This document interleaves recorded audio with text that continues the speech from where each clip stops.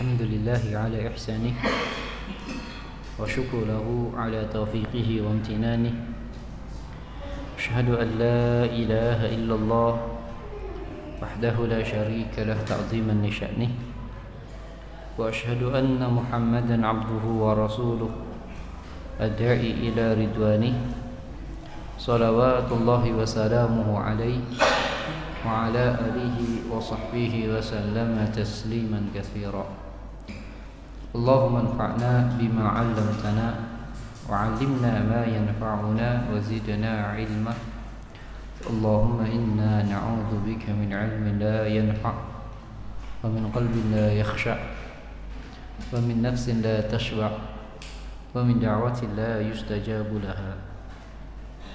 Ikhwan dan akhwat yang dimuliakan Allah Subhanahu wa taala, insyaallah pada kesempatan kali ini kita akan melanjutkan kajian kita, yaitu masih dalam hadis-hadis yang berkaitan dengan mati dan lainnya. Hadis al-khamis wal 20 yang ke-25 tentang hukum kencing bayi. An Ummi Qais binti Mihsan al-Asadiyah radhiyallahu anha, dari Ummu Qais binti Mihsan al-Asadiyah radhiyallahu anha, annaha atat bibnin laha saghirin, bahwasanya dia datang dengan bayinya, dengan bayi perempuannya, lam yakul at-ta'am,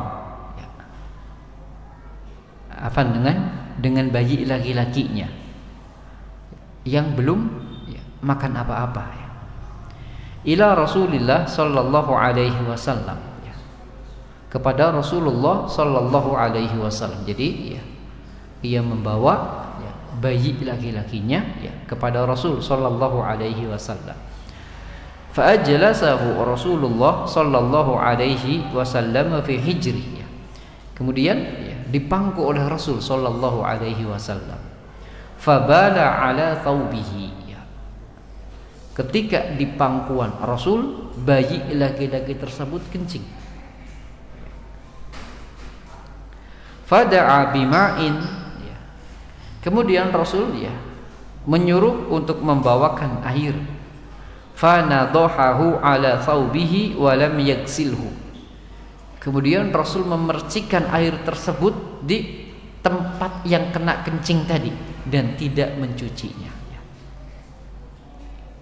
Wa fi hadits Aisyah ummul mukminin, dan dalam hadis Aisyah ummul mukminin radhiyallahu anha, anna Rasulullah sallallahu alaihi wasallam utiya bi sabiyyin fabala ala thawbihi fada'a bima'in fa'atba'ahu iyyah,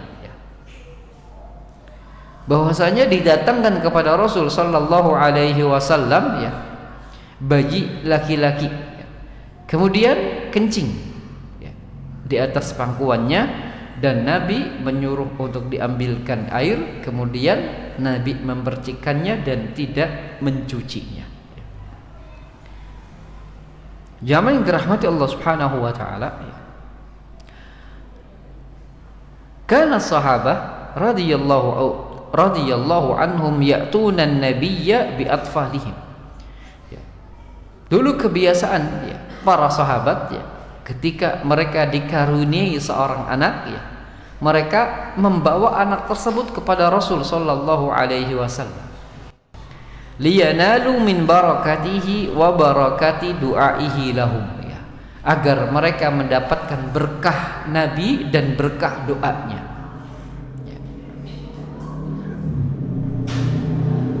Wa kana min latafatihi wa karami akhlaqihi yastakbiluhum, maka karena Rasul sallallahu alaihi wasallam seorang yang lembut, seorang yang baik akhlaknya, maka beliau pun menerima.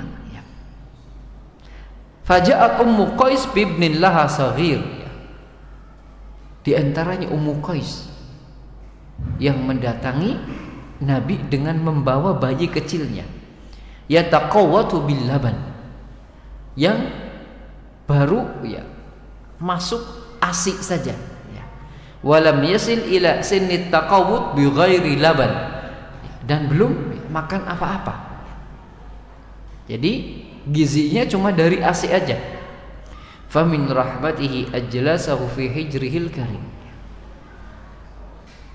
Maka dengan kasih sayangnya Rasul sallallahu alaihi wasallam, diambillah bayi itu dan digendong.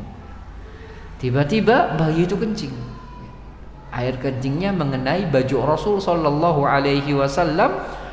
Maka Rasul meminta untuk dibawakan air.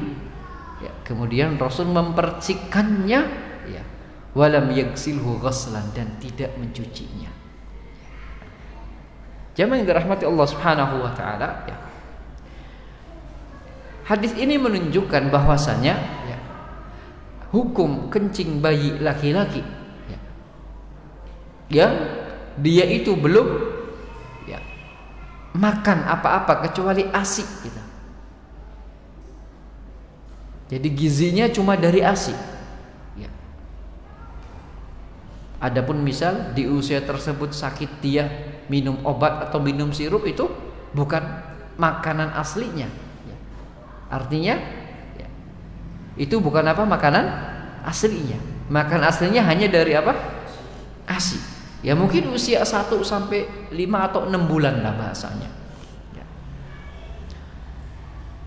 Maka hadis ini menjelaskan hukum kencing bayi yang seperti ini, ya, dihukumi najis mukhaffafah, ringan. Yang mana cara membersihkannya cukup dipercikkan saja dengan air beberapa percikan di tempat kencing tersebut, ya. Maka dengan itu, tempat yang kena air kencing tadi menjadi suci kembali. Ini penjelasan dari hadis tadi. Namun, ya, para ulama berbeda pendapat, ya, tentang hukum kencing bayi ini. Tara ta'ifatun minal ulama anna dzakara wal untha sawa'un fil iktifa bin nadhi. Sebagian ulama berpendapat bayi laki-laki ataupun bayi perempuan, kalau dia belum mendapat gizi kecuali dari ASI, maka hukum najisnya sama, mukhaffafah. Yang cara membersihkannya cukup dengan apa? Mempercikan. Maka untuk laki-laki ataupun untuk perempuan, bayi perempuan dikiaskan kepada bayi laki-laki. Karena hadis ini, ya, berbicara tentang apa? Bayi laki-laki. Maka bayi perempuan dikiaskan hukumnya, disamakan. Kencing bayi laki-laki yang belum makan kecuali ASI hukumnya najis mukhaffafah. Maka bayi perempuan yang seperti itu pula yang belum makan apa-apa sama hukumnya najis mukhaffafah. Ini pendapat pertama. Kemudian pendapat kedua sebaliknya. Baik kencing bayi laki-laki yang belum makan apa-apa atau kencing bayi perempuan yang belum makan apa-apa, itu najisnya najis mutawassito, najis sedang. Artinya tidak hanya dipercikkan, harus dicuci.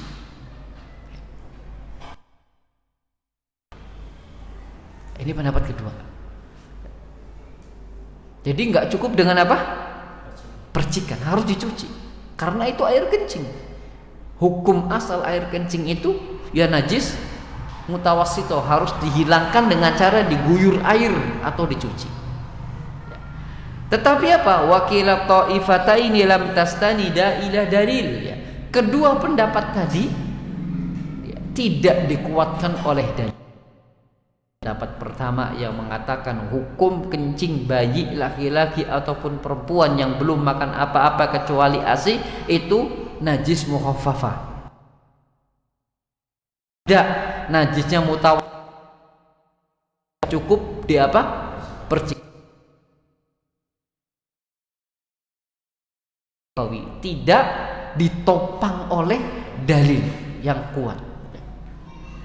Maka yang benar dalam hadis tadi an-nadh lidzakar wal ghuslu lil unsa huwa alladhi tadullu alaihi al ahaditsus sahihah. Lalu yang benar bagaimana? Yang benar kencing bayi laki-laki yang belum makan apa-apa itu najisnya mukhaffafah. Cara menghilangkannya cukup dipercikkan. Adapun bayi perempuan yang belum makan apa-apa kecuali ASI, ya, itu dicuci. Huwallazi tadullu alaihi al-ahadits. Inilah yang dikuatkan oleh hadis-hadis. Jadi ada perbedaan antara hukum air kencing bayi laki-laki dan perempuan. Inilah madhabnya para a'immah. Di antaranya Al-Imam Syafi'i, Al-Imam Ahmad, Auza'i, Al-Imam Ibnu Hazm, dan juga Al-Imam Ibnu Sa'di. Jadi ini madhabnya jumhur.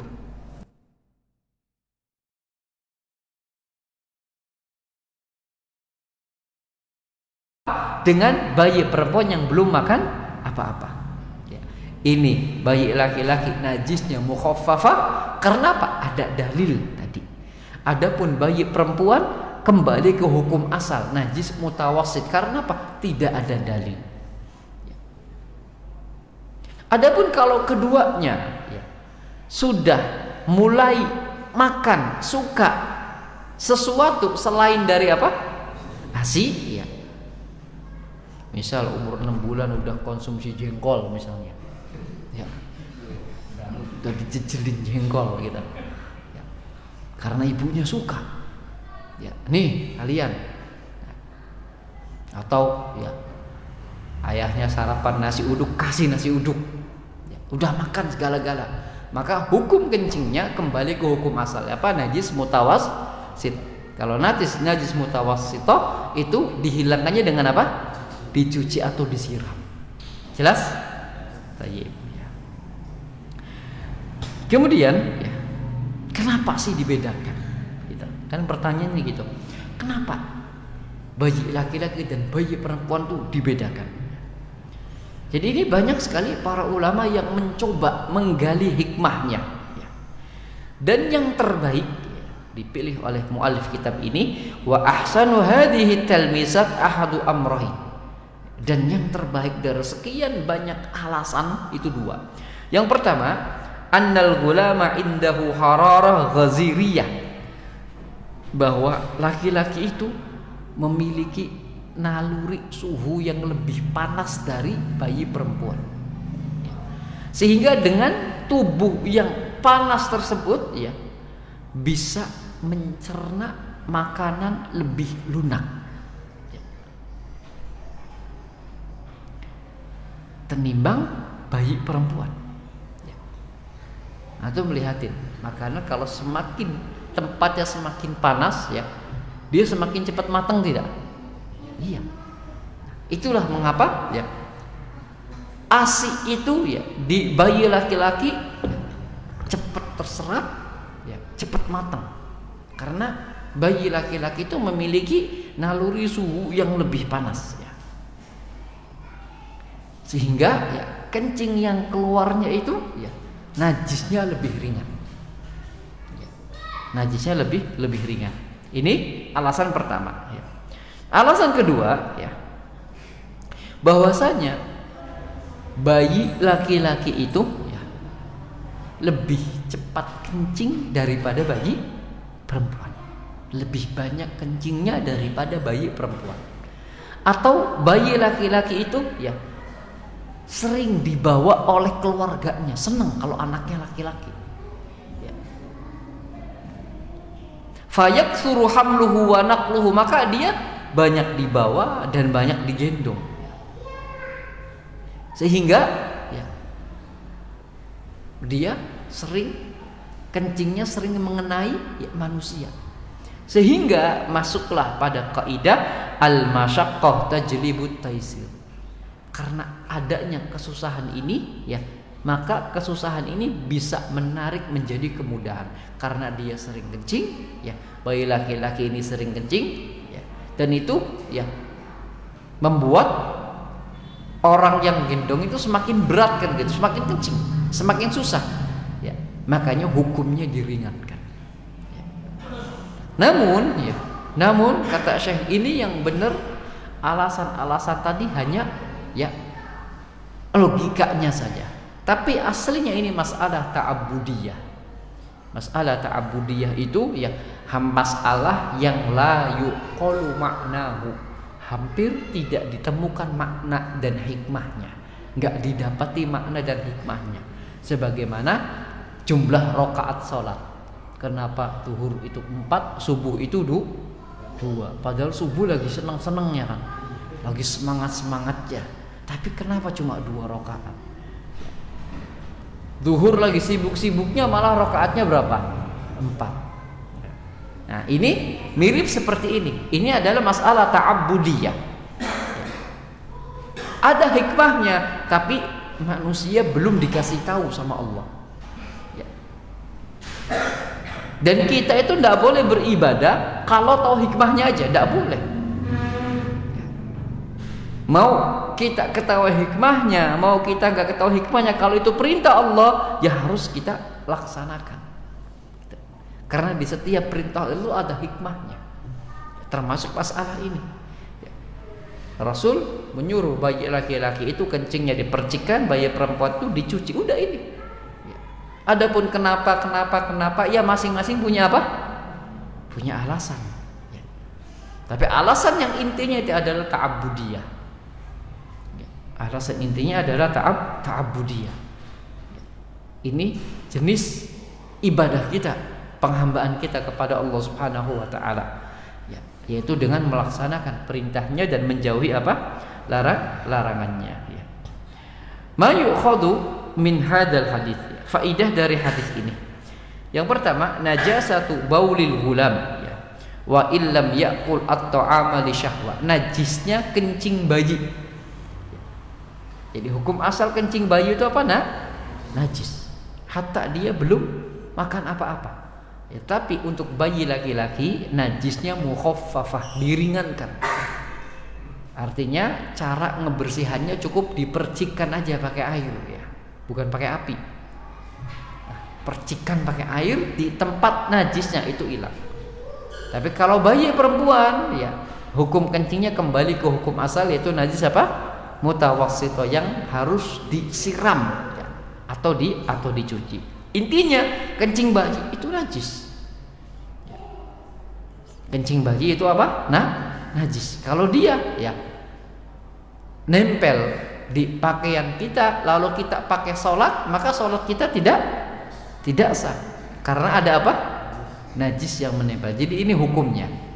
Ya, ini hukumnya. Yang kedua, kifayatur rash alladzi la yablugh darajatul jarayan, ya. Cukup dipercikan air saja, enggak usah dialiri, ya. Jadi kalau mencuci itu ada air yang dialirkan, itu mencuci, al-ghuslu, ya. Ada air yang dialirkan, dalam bahasa Arab itu maknanya mencuci. Tapi kalau dipercikkan, rash itu atau nadah itu hanya percikan air saja. Litathiri baulil gulam, untuk membersihkan kencing bayi laki-laki yang belum makan apa-apa tadi. Kemudian yang ketiga, akhlakun nabi wa tawadu'uhu al-jamma. Hadis ini menjelaskan bagaimana akhlak dan tawadu'nya Nabi sallallahu alaihi wasallam. Beliau adalah seorang pemimpin, utusan Allah, tetapi masih menerima, ya, masih mau menerima, ya, tamu-tamunya. Ini menunjukkan bagaimana akhlaknya Rasul sallallahu alaihi wasallam.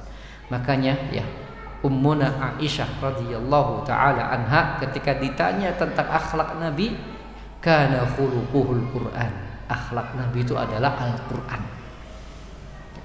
Dan Al-Qur'an menyebutkan wa innaka la'ala khuluqin azim. Engkau wahai Muhammad berada pada budi pekerti yang luhur. Berada pada budi pekerti yang luhur. Oleh karena itu ya memang dirahmati Allah Subhanahu wa taala, maka ya faedah dari hadis ini yang pertama, hukum kencing bayi adalah najis ya. Untuk bayi laki-laki yang belum makan apa-apa, najisnya ringan, yaitu cukup dengan apa? Memercikan ya. Adapun bayi perempuan ya, baik dia belum makan kecuali ASI atau sudah makan segala-galanya ya, maka hukum kencingnya apa? Najisnya mutawassit ya. Yang cara membersihkannya dengan disiram atau adanya aliran air ya. Taib ya. Hadis berikutnya ini masih tentang ya hukum air kencing. Kalau tadi hukum air kencing bayi, sekarang hukum kencing dewasa ya. An Anas ibn Malik radhiyallahu anhu, dari Anas ibn Malik radhiyallahu anhu berkata, jaa a'rabiyun ya, datang ya orang Badui ya. Fabala fi ta'ifatil masjid ya. Kemudian ujuk-ujuk dia kencing di pojokan masjid ya, orang Badui. Fazajarahun nas ya, maka dimarahinlah oleh para sahabat yang ada di situ. Fanahahumun nabiyyu sallallahu alaihi wasallam, tapi Nabi melarang para sahabatnya, udah biarkan aja, biarkan selesaikan saja. Falamma qada baulahu ya, ketika ya Badui tadi udah selesai kencingnya, amaron nabiyyu sallallahu alaihi wasallam bidanubin min ma, Nabi nyuruh salah seorang untuk mengambil seember air. Fa uhriqa alaihi, kemudian dituangkan ember air tersebut di tempat kencing tadi. Ini jelas, maka hukum kencingnya apa?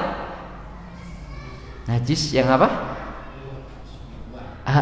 Karena ada aliran air, dituangkan di situ, dicampurkan.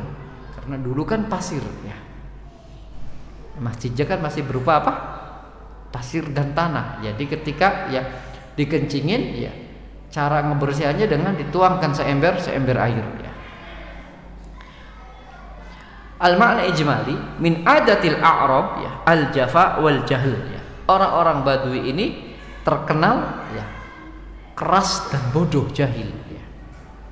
Li bu'dihim an ta'allumi ma anzalallahu ala rasulih ya. Karena jauhnya mereka ya, sehingga mereka pun gak sempat belajar tentang apa-apa yang Allah turunkan kepada Rasulnya, karena jauhnya tempat tinggal mereka dari kota Madinah. Mereka tinggal di ya gurun-gurun Badui ya. Fa bainama kana an-nabiy sallallahu alaihi wasallam fi ashabihi fil Masjidin Nabawi, maka ketika Nabi sedang ngumpul bersama para sahabatnya di Masjid Nabawi, ijja'a a'rabi wa bala fi ahad jawanibil masjid. Tiba-tiba Badui ini datang, lalu dia kencing di pojokan masjid. Dzannan minhu annahu kalfala. Ia sangka itu tanah biasa. Ya karena apa? Jahilnya. Ya. Bayangkan aja ada orang kencing di pojokan situ tuh. Antumnya lagi di sini. Ya. Itu aja bayanginnya. Gimana perasaan antum? Iya. Fa'adhuma fi'luhu ala sahabah ya. Maka ini membuat para sahabat apa marah ya. Kenapa? Hurmatal masjid idhami hurmatil masajid. Karena kehormatan masjid, bayangkan masjid dikencingin gitu. Yang kencingin bukan bayi lagi. Maka ini membuat ya para sahabat marah. Fanaharuhu fi asna'i baulihi, maka ketika kencing dia dimarahin gitu. Walakin sahibul khuluqil karim, akan tetapi Rasul sallallahu alaihi wasallam seorang yang dikaruniai akhlak yang mulia ya. Alladzi bu'itsa bitabsyir wa taysir, yang diutus dengan membawa berita gembira dan membawa kemudahan adalah Rasulullah sallallahu alaihi wasallam. Makanya ya ikhwan, mengeluarkan orang dari Islam, mengeluarkan orang dari sunnah itu berat. Enggak gara-gara dia melakukan satu dua hal antum kafir. Nggak gara-gara dia melakukan satu dua hal antum keluar dari sunnah. Itu ada rinciannya, berat ya ikhwan. Makanya di zaman Nabi dulu ya, di dalam Quran surat An-Nasr ya, wa ra'aitan nas yadkhuluna fi dinillahi apa? Afwaja. Dan engkau melihat manusia berbondong-bondong masuk ke dalam Islam. Adapun sekarang mereka berbondong-bondong keluar dari, yang mengeluarkan siapa? Orang Islamnya. Dikit-dikit antum kafir, dikit-dikit antum keluar dari sunnah ya. Padahal untuk mengeluarkan orang dari Islam, mengeluarkan orang dari sunnah itu ada dua bitnya, ada ketentuannya ya, yang sudah dijelaskan oleh para ulama. Ini Nabi diutus untuk membawa berita gembira dan membawa kemudahan ya. Innama bu'ithtu muyassirina la mu'assirin, kata Nabi. Aku itu diutus untuk memudahkan, bukan untuk mempersulit. Bahkan Rasul pernah mendoakan pemimpin-pemimpin yang mempersulit urusan rakyatnya agar dipersulit lagi. Ya. Dan pemimpin di sini umum, ya. Pemimpin besar maupun pemimpin kecil. Nah, antum para suami ini pemimpin. Ya. Kalau antum menyusahkan urusan keluarga antum, nanti keluarga antum doa, ya Allah, ya, suami yang menyulitkan urusan kita, sulitkanlah urusannya. Hati-hati itu. Jadi karena Pak Nabi diutus untuk membawa kemudahan. Makanya agama Islam mabniyun ala taisir, dibangun di atas kemudahan. Karena ini bukan untuk mempersulit urusan orang lain. Nabi datang untuk mempermudah. Makanya kata Nabi, ad-dinu yusrun, agama itu mudah asalnya. Wala yushadad din illa ghalabahu. Siapa yang mempersulit diri pasti dia akan kalah. Karena agama Islam itu mudah. Walamma ya'lamuhu min halil a'rabi, ya. Ketika Nabi tahu ini orang Badui. Orang apa sih bahasa kitanya? Ya Badui gitu. Orang apa? Primitif lah mungkin. Ya. Tahu Nabi wataknya kayak apa. Nahahum an jazrihi, maka Nabi menahan para sahabat, udah biarin. Ya, udah biarin. Jangan dimarahin dulu, biarin aja. Kenapa? Li'alla yulawithu buq'an katsiratan minal masjid. Agar ya tempat yang terkena kencing itu tidak banyak. Udah biar situ aja. Tapi kalau dari kencing diusir kemana-mana air kencingnya. Makanya udah biarkan, selesaikan dulu ya. Sehingga tempatnya cuma di situ.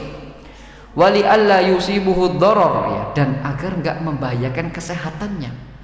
Lagi anak-anak kencing suruh berhenti gitu. Wali yakuna ad'a liqabulin nasihat, dan agar dia lebih siap menerima nasihat dan menerima pengajaran. Ya. Maka ketika selesai dari kencingnya ya, amarahum an yutahhiru makana baulihi. Maka Nabi memerintahkan sahabat untuk membersihkan ya tempat tadi dari najisnya kencing.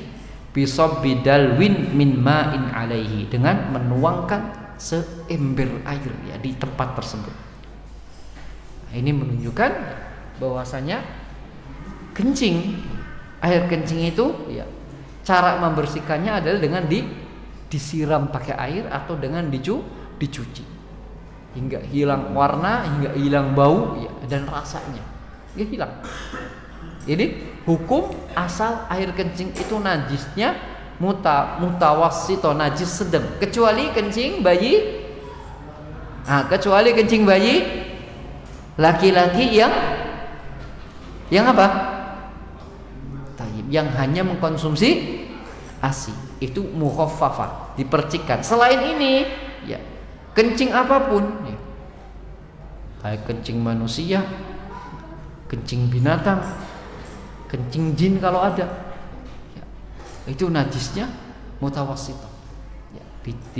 harus disiram, harus dicuci hingga hilang sifat najisnya, hilang baunya, hilang warnanya, ya gitu. Ma yukhadhu minal hadis ya. Faedah dari hadis. Yang pertama, annal baula 'alal ardi yutahhiru bi ghamrihi bil ma' ya. Cara mencucikan air kencing yaitu dengan menuangkan air di atasnya. Wala yustarat naqlut turab minal makani ba'da dzalika wala qabla. Dan enggak disyaratkan dibuang tanahnya. Ya, atau dicuplik lantainya gitu. Cukup dituangkan air hingga bersih ya. Yang kedua, ya faedah yang kedua, ihtiram al-masajid wa tadhiruha ya. Di antara bentuk pemuliaan kepada masjid adalah dengan menjaga kebersihannya. Ya. Dengan menjaga kebersihannya. Maka orang-orang yang membersihkan atau menjaga kebersihan masjid ini ya sangat luar biasa. Sangat luar biasa menjaga kebersihan tempat ibadah, karena bentuk pemuliaannya ya yaitu dengan menjaga kebersihannya ya. Makanya kalau kencing di WC masjid ya dia disiram, jangan ditinggalkan begitu aja, walaupun itu bukan tempat sholat tapi itu bagian dari apa? Masjid yang harus dijaga kebersihannya. Itu adalah bentuk ihtiram kita kepada masjid secara fisik ya. Adapun secara maknawi diantaranya dengan menegakkan ibadah. Makanya ya orang masuk masjid sunnahnya apa? Sholat. Tahiyatul masjid, bukti diantara bentuk penghormatan masjid secara ya maknawi. Ya. Adapun secara hisi itu dengan menjaga kebersihannya ya. Kemudian juga dengan membangunnya, ya. Merapikannya. Adapun cara menjaga kehormatan masjid secara maknawi tadi dengan beribadah di dalamnya. Ya, dengan beribadah di dalamnya. Kemudian samahatu khuluqin Nabi sallallahu alaihi wasallam. Hadis tadi menunjukkan bagaimana samahahnya, ya, tenggang rasanya, lapang dadanya Rasul sallallahu alaihi wasallam. Faqad arsadal a'rabi bi rifqin walinin ba'da ma bala, di mana Rasul ya menegur ya, Badui tadi dengan lemah lembut, padahal yang Badui lakukan tadi dosa besar apa tidak? Yang dilakukan oleh Badui tadi dosa besar apa tidak? Iya. Kencing di masjid ya. Kalau ya orang-orang tua kita dulu nasihatin endasir kau disentik jin ya. Karena ini memang dosa besar gitu. Tetapi ya apa? Nabi sallallahu alaihi wasallam menasihati dengan lemah lembut gitu. Mimma ja'alahu yaqul ya. Sehingga dalam riwayat lain ya ketika dinasihati oleh Rasul sallallahu alaihi wasallam ya, apa jawaban Badui tadi? Doa, Allahumma arhamni wa Muhammad. Ya Allah, rahmatilah aku dan Muhammad. Nggak manggilnya Muhammad aja, coba nggak pakai Nabi. Ya Badui namanya. Ya Allah, rahmatilah aku dan Muhammad. Wala tarham ma'ana ahad, dan jangan kau rahmati selain kami. Jadi para sahabat tadi nggak didoakan ya, karena sudah ngamuk duluan sih ya. Jadi cukup rahmati aku dan Muhammad aja. Padahal sudah dikasih tahu dia seorang Rasul, dia seorang Nabi. Manggilnya apa? Ya Badui kayak gitu. Subhanallah, itu yang dihadapi Rasul sallallahu alaihi wasallam. Ya, macam-macam orang dihadapi Rasul sallallahu alaihi wasallam, dan Badui ini enggak satu dua orang yang dihadapi Rasul, satu kampung kadang-kadang. Rasul dakwah ke kampung Badui ini, satu kampung, bayangkan. Satu aja udah repot kayak gini. Ya. Bagaimana perjuangan Rasul sallallahu alaihi wasallam ya. Kemudian bu'du nadhurihi wa ma'rifatihi li taba'i'in nas ya. Jauhnya pengetahuan dan pandangan Rasul tentang tabiat-tabiat manusia. Rasul tahu orang ini tabiatnya gini, ini tabiatnya gini ya. Rasul tahu Umar tabiatnya gini, Abu Bakar tabiatnya gini. Makanya tugas yang diberikan kepada Umar enggak sama dengan tugas yang diberikan kepada Abu Bakar. Dan biasanya dulu itu khalifah punya pemimpin perang. Ya. Nah, seorang baik khalifah dan pemimpin perang ini harus memiliki dua sifat. Ya. Misal khalifahnya tegas, pemimpin perangnya sifatnya lemah lembut. Ya. Kalau khalifahnya lemah lembut, pemimpin perangnya harus tegas. Nah, keduanya ini dimiliki Rasul sallallahu alaihi wasallam. Rasul sebagai khalifah, pemimpin, dan dia juga pemimpin pasukan. Dan Rasul memiliki dua akhlak ini. Rasul tegas, Rasul juga lemah lembut. Ya. Maka ketika Rasul meninggal, digantikan oleh siapa? Abu Bakar. Abu Bakar orangnya lemah lembut. Maka pemimpin perangnya Khalid ibn Walid yang tegas. Maka ketika Abu Bakar meninggal, khalifahnya siapa? Umar. Umar orangnya tegas. Kalau A ya A. Makanya pemimpin perangnya diganti siapa? Abu Ubaidah ibn Jarrah, orang yang lemah lembut, biar nyatu. Ya. Itu menunjukkan bahwa manusia itu saling menyempurnakan. Apalagi pasangan suami istri. Kalau suaminya api, ya istrinya jadi air dulu. Tapi kebanyakan yang api itu istrinya. Ya. Maka kalau istrinya sifatnya api terus gitu, ya, suaminya harus berusaha jadi air. Ya. Kalau enggak, ma'asra'a ma tafarraqa, cepat untuk berpisah. Cepat untuk berpisah. Kemudian inda tazahumil mafasid yurtakabu akhafuha. Ketika dua mafsadat itu saling berdempetan, maka yang dilakukan itu mafsadat yang paling ringan. Dua mafsadat tadi, yang pertama adalah kencing di masjid, itu mafsadat. Ya. Mafsadat kedua ya, adalah bahaya menghentikan kencing orang kencing. Bahaya maksa nyetop orang kencing, karena ini akan menimbulkan doror. Ya. Maka dari dua mafsadat tadi, Nabi SAW memilih mafsadat yang paling ringan. Artinya apa? Dengan membiarkan dia kencing. Karena dengan membiarkan dia kencing, mafsadatnya hanya tempat itu kok kotor. Tapi kalau memberhentikannya, ya kotor, ya dia juga kencingnya kemana-mana, berteteran. Ini menunjukkan ketika ada dua mafsadat yang saling berdesakan, maka yang kita gunakan itu mafsadat yang paling ringan.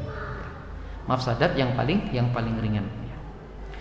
Berikutnya ya, arifku bi ta'limil jahil ya. Pentingnya sifat arifku, lemah lembut ya.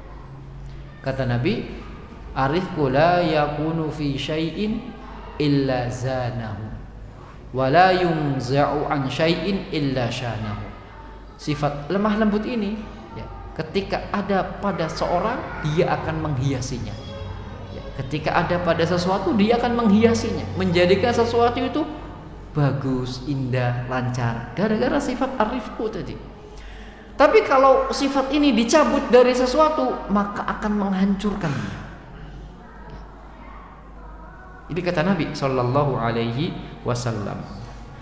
Tapi masih ada berapa menit ya ikhwah?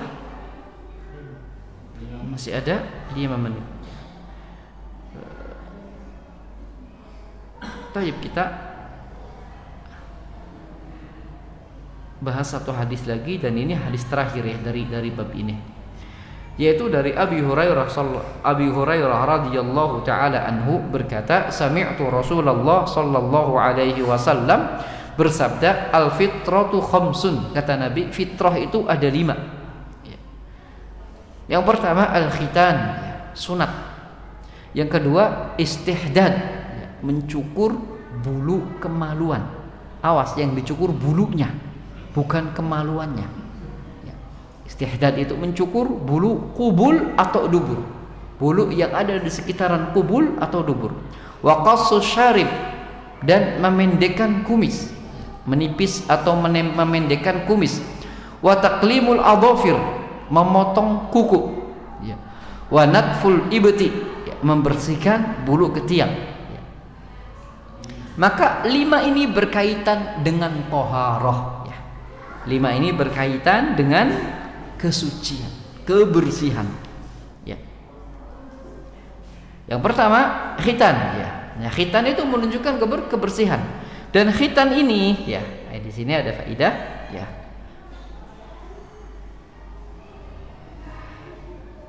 Hukum khitan ya. Apakah dia wajib atau mustahab dan kapan waktunya ya. Maka kesimpulannya khitan wajib 'alar rijali wan nisa au 'alar rijali faqat ya. Khitan ini wajib untuk laki perempuan apa untuk laki saja ya. Dan ini ya banyak sekali perbedaan pendapat. Wasahihu min hadhil khilafat, dan yang sahih dari pendapat-pendapat yang ada, jadi kesimpulan hukumnya annahu wajibun wa anna wujubahu 'ala rijali dunan nisa. Khitan itu hukumnya wajib dan kewajibannya ini untuk laki-laki, tidak untuk wanita. Artinya kalau wanita hukum khitannya mustahab ya. Dia anjur sebatas anjuran saja ya. Tetapi laki-laki hukum khitannya apa? Wajib. Dan kapan waktunya ya? Waktunya itu ya dimulai di hari ke-7 ya, dalam hadis akikah ya. Di hari ke-7 itu sunnahnya apa? Diakikahi di hari ke-7, dikhitan, diberi nama dan dicukur ya. Itu dimulai waktunya ya. Boleh nggak kalau sebelum hari ke-7? Boleh. Bahkan ya, semakin cepat semakin baik gitu. Tapi kalau kapan dia harus dikhitan? Indal bulu, ketika balik wajib dikhitan, mau ndak mau ya. Jelas? Jadi kapan kewajiban ini? Ketika balik. Kalau sudah balik, laki-laki wajib dikhitan, mau ndak mau. Tapi kalau sebelum bulu ya, itu kalau ndak mau jangan dipaksa ya. Kalau masih takut biarkan takut, tapi ketika sudah balik ya wajib ya. Mau ndak mau wajib. Jadi kewajiban khitan kapan? Ketika balik, dipaksa harus khitan. Kalau sebelum balik itu masih ada toleransi ya. Namun kapan terbaik? Ya semakin cepat semakin baik. Bahkan kalau pas lahir dikhitan itu afdol, bagus.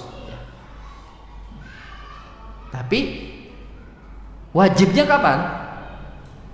Kapan wajibnya? Ketika balik. Kenapa? Ketika balik itu ya tajib alaihi taharatu wassalah ya, karena sudah wajib baginya untuk bersuci dan sudah wajib baginya untuk salat. Maka khitan ini termasuk fitrah ya. Termasuk fitrah, dan fitrah ini berkaitan dengan kebersihan ya. Kemudian di antara fitrah juga qassu syarib ya, memendekkan kumis ya, atau menipiskan kumis. Alladzi baqa'uhu yusabbib tashwihil khilqah, yang kalau dibiarkan akan membuat orang tuh menjadi serem. Wa yukrah asyarab ba'da sahibihi wa huwa minat tasyabbuhi bil majus ya. Di samping itu juga ini adalah ada bentuk tasyabbuh dengan orang-orang majusi ya. Makanya perintah Nabi SAW itu memendekkan kumis ya, atau menipiskan kumis, dan wafrul liha ya, membiarkan liha ya, mengembangkan, membiarkannya berkembang ya. Kemudian di antara fitrah juga taklimul adhafir ya, memotong kuku ya, memendekkan kuku ya. Alladzi yusabbibu baqa'uha tajammu al-awsakhi fiha, yang menyebabkan berkumpulnya kotoran ya, yang menyebabkan berkumpulnya kotoran ya. Ala kulli hal 5 hal tadi yang harus kita jaga. Dalam hadis yang lain waktunya itu adalah 40 hari ya. Ya, kalau sudah 40 hari harus dibersihkan semua. Ya, dalam hadis yang lain, baik itu ya mencukur bulu, mencukur menggunting kuku, mencukur kumis ya, Itu dikasih waktunya berapa? 40 hari. Kalau sudah 40 hari harus diguntingin semua. Ya, serta tidak membiarkan hal itu panjang. Ya. Tidak membiarkannya panjang. Karena apa? Dengan membiarkan panjang itu akan menjadi sarang kotoran. Dan Islam, ya Islam sangat-sangat peduli terhadap kebersihan. Ya, sangat-sangat peduli terhadap apa? Kebersihan. Ya. Wallahu a'lam. Ya. Dengan ini ya berakhirlah bab tentang madi dan hukum-hukumnya. Insyaallah kita akan masuk bab tentang al-ghuslu minal janabah, bab tentang mandi wajib ya. Wallahu a'lam. Sampai sini barangkali ditanyakan ikhwah.